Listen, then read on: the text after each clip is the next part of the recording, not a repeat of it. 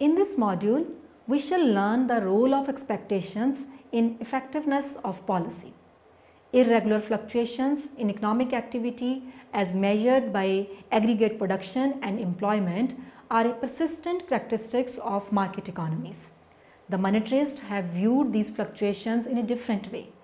The classicals as well as the Friedmanists believe in the working of the quantity theory of money and therefore formulate all their policies around those relationships. Actually, they follow a partial equilibrium approach as they consider the interaction between demand and supply of money in isolation with demand and supply of other goods and factors in rest of the economy.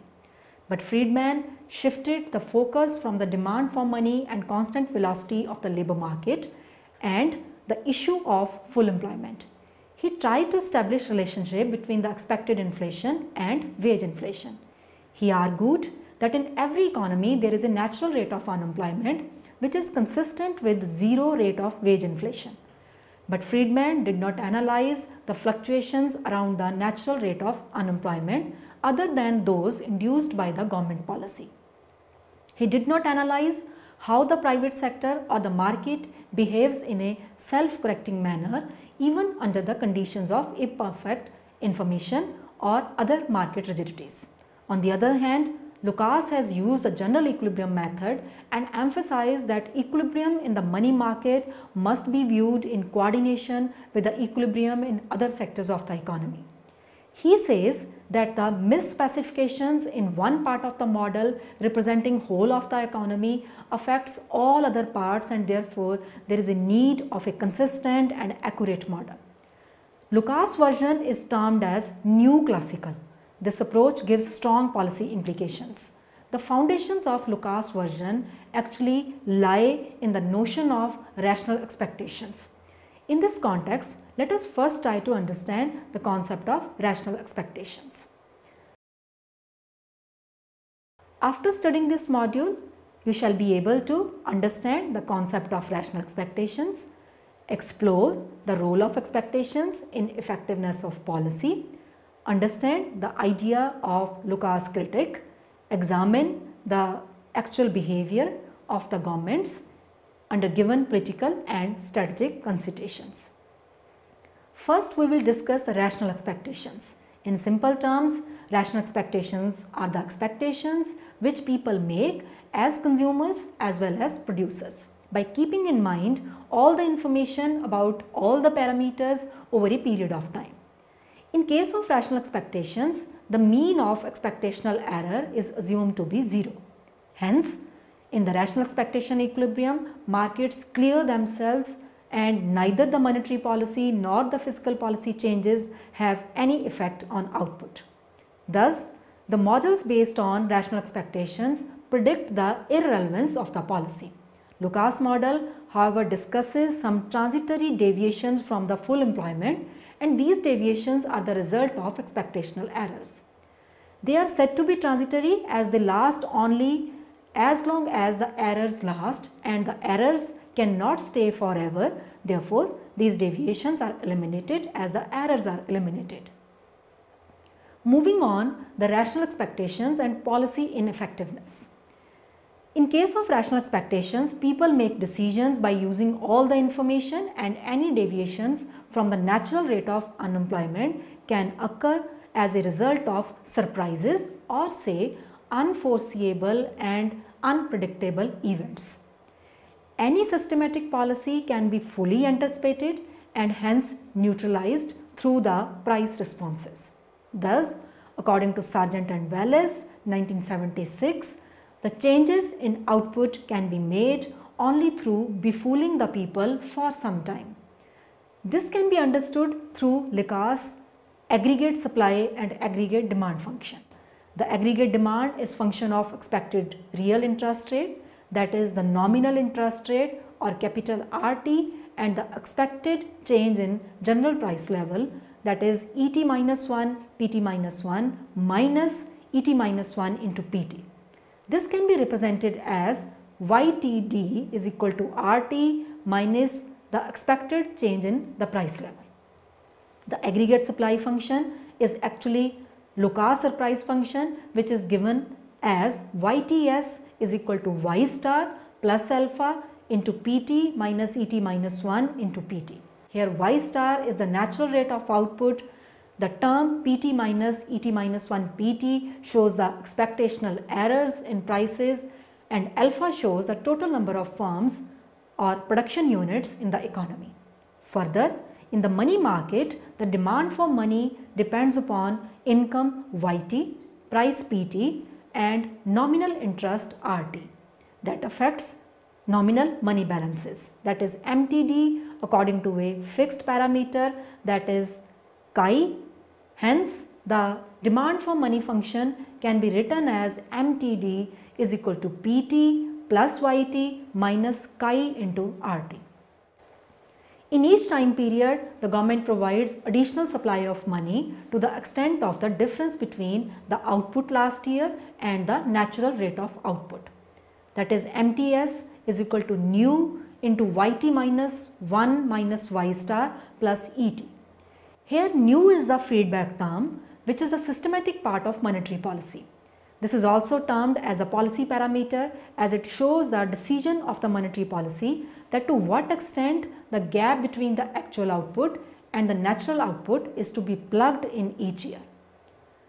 The equilibrium in money market shows the equality of demand for money and supply of money, that is MTD is equal to MTS, or PT plus YT minus chi into RT is equal to nu into YT minus 1 minus Y star plus ET, or RT is equal to 1 upon chi multiplied with PT plus YT minus nu into YT minus 1 minus Y star plus ET. Now equating the aggregate demand and aggregate supply as given in equation 1 and 2, we get Y star plus alpha into PT minus ET minus 1 into PT is equal to RT minus ET minus 1 into PT plus 1 minus ET minus 1 into PT. Substituting the value of RT from equation 5, we can find the expressions in terms of prices, natural rate of output, expected prices and other parameters in the model such as nu, chi and alpha. However, in case of rational expectations, the value of nu is equal to 1. That is, the money supply is just equal to the difference in actual output and the natural rate of output. In order to simplify the above expression of equilibrium in equation 6, we may use Muth's method, where prices are split into equilibrium values and part due to shocks, that is ET, ET minus 1, ET minus 2 weighted with their time weights. Thus, PT is equal to P bar plus phi 0 into ET plus phi 1 into ET minus 1 plus phi 2 into ET minus 2 plus so on. And ET minus 1 into PT is equal to P bar plus phi 1 ET minus 1 plus phi 2 ET minus 2 and so on. This implies that PT minus ET minus 1 into PT is equal to phi 0 ET. Substituting this value in equation 6, it will be obvious that the output becomes unaffected by the operations of the systematic monetary policy, as policy parameter nu will disappear from the equation. Note that if ET minus 1 into PT is equal to P bar plus phi 1 ET minus 1 plus phi 2 ET minus 2 and so on, and also ET minus 1 into PT plus 1 is equal to P bar plus phi 1 ET minus 1 plus phi 2 ET minus 2 and so on, and hence the difference of the two would be equal to 0. Therefore, RT is equal to Y star plus alpha into phi 0 into ET. Therefore, in the final solution, when all the errors are eliminated, the Lucas supply function will be YT is equal to Y star plus alpha into phi 0 into ET. We can see that nu does not appear. Therefore, the systematic monetary policy operating through nu has no role in the final equilibrium and cannot affect the level of output. The only option left to the government is to adopt a no systematic monetary policy or a surprise policy. But that too will be able to change the output or force it to deviate from the natural rate of output temporarily, as with time, with new information, the expectations will be revised accordingly and the economy will be back to track of natural rate of output. So, instead of having a systematic policy, the government may act randomly to influence the level of output, but this ultimately jeopardizes the welfare of the masses through increased prices. This can be understood with help of the figure. The figure shows that the initial equilibrium is reached at point E, where original aggregate demand curve AD0 intersects the original aggregate supply curve AS0 at the natural rate of output Y star. In case of an unanticipated monetary shock, the aggregate demand curve shifts upwards and there is no change in the aggregate supply as producers were not able to register the increase in prices. New equilibrium is attained at point F. It gives a temporary boost to the output and increases it to Y1. But as the information about the changes in prices enters the information set, the aggregate supply curve also rises to AS1 and new equilibrium is reached at higher prices but at the natural rate of output. This shows that the monetary shock has failed to increase output in the economy in the long run. Let us now discuss the Lucas Critic.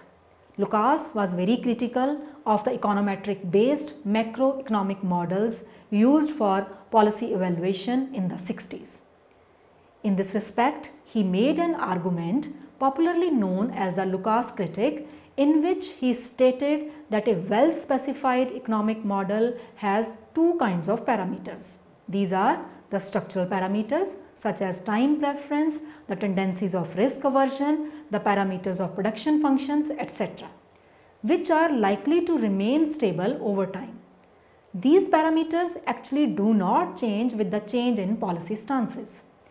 Then there is a second set of parameters which, unlike the structural parameters, quickly respond to the policy changes. For example, during recession, people respond very quickly if they expect a strong counter-cyclical monetary policy. The first set of parameters are called the deep parameters and the second set is known as the expectational parameters. Lucas says that the models based on interaction of IS and LM curves are faulty in their methodology. As with monetary and fiscal changes, the slope as well as the positions of the IS and LM curves change with the complex interaction of deep and expectational parameters.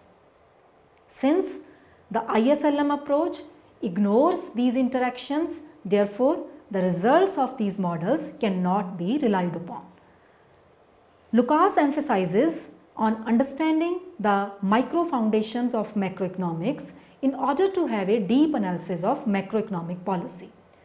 The microeconomic analysis tells us the dynamics of any macroeconomic policy and how the expectations are formed. Understanding these dynamics is very important for a deeper probe of macroeconomic policy and its effects.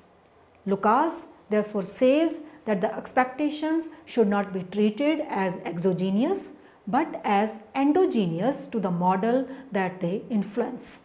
Further, we discuss the political and strategic considerations and the fiscal restraints. We have seen that under rational expectations it is difficult to befool the people and hence they change their decisions in response to the policy changes, resulting in ineffectiveness of policy in changing the level of output.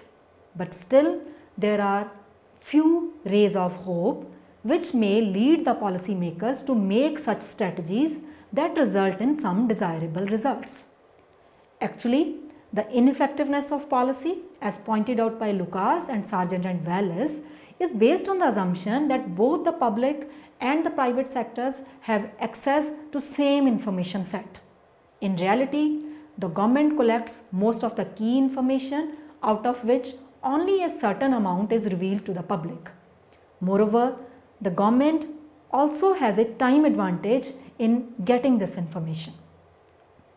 Due to this informational and time advantage, the government is in a capacity to systematically affect the output through the monetary as well as the fiscal policy. So, with such type of strategies, the systematic policy can be effective. There is another view that the policy can also be effective through supplying partial information to the public, even though the information set is same for the policymakers and the general public. With a strategy of partial information, the public can always be surprised and the systematic policy can bring the desired results. Further, the automatic stabilizers like taxes and transfer payments also have the capacity to establish a systematic policy which is capable to influence output away from the natural rate of output. Actually, regarding the ineffectiveness of the theory, the conservatives say that since the policy ultimately fails to change the output from its natural rate and the rational expectations are simply market clearing, therefore the government should restrain itself from any type of interference. But this is the normative behavior. But there also exists a positive theory which states that how the government actually behave. This theory states that the actual behavior of the government generally deviates from the normative behavior due to several political and strategic considerations. The political structure has its own business cycle. In order to woo the voters or say to be politically wise, to be back in power, the government uses some populist measures, especially just before the election. There are several studies which show policy expansions or no fiscal restraints just before the elections and policy contractions or the fiscal restraints after the elections are over. The fiscal restraints are next to impossible during the war times or even internal disturbances. In any democratic setup, no government can ever give preference to austerity measures over external and internal peace. The austerity measures are also difficult to follow for the coalition governments. The empirical evidence shows that as compared to the single party government, the coalition governments actually end up with greater budget deficits when they are required to reduce it. Some studies also indicate that in countries where the political power changes frequently, we can generally find expansionary fiscal policies. The incumbent party generally knows that its successor will be its opponent. Therefore, it spends laboriously on populist measures and leave a huge deficit for the successors, and this process goes on endlessly. Moreover, the politicians are mainly conscious about their current performance and they hardly care about the adjustments in the later time periods when they may or may not be in the office. Thus, they may indulge in borrowing and spending spree without caring about the capacities to repay in future time period.